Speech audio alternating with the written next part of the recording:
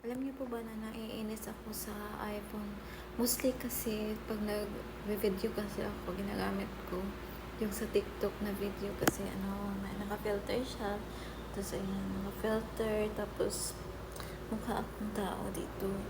Ang nakakainis lang kasi minsan kasi pag piniflip ko paharap pa yung camera, minsan kasi nag-freeze siya. Nakakainis tong iPhone. Sa Samsung wala akong problema, pero dito sa Samsung naiinis ako. Nagbablog sana ako dito sa room ganitong ganyan. Nagbablog ako. Tapos i-flip ko sana ng para hindi nakarap sa akin yung camera.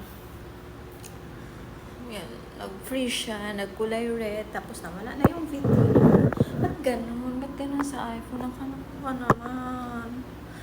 Babalik na naman tayo nito sa Samsung. Okay lang sa akin. Balik ako ng Samsung. Nairita kasi ako. Tapos ayun.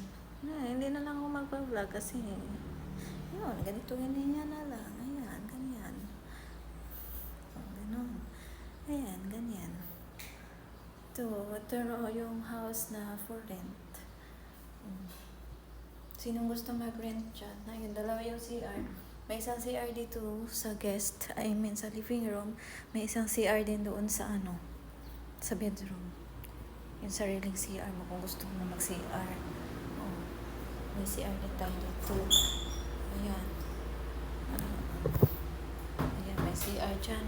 Maliit lang yan sa mga tulad ko lang na maliliit na taong sana ako nag-video ako, nag-flip ako ng camera, nag-freeze. Next time ayaw ko na. Tingnan natin kung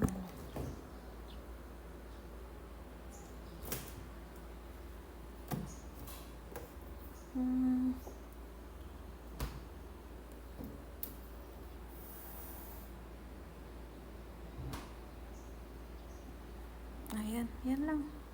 Bye-bye.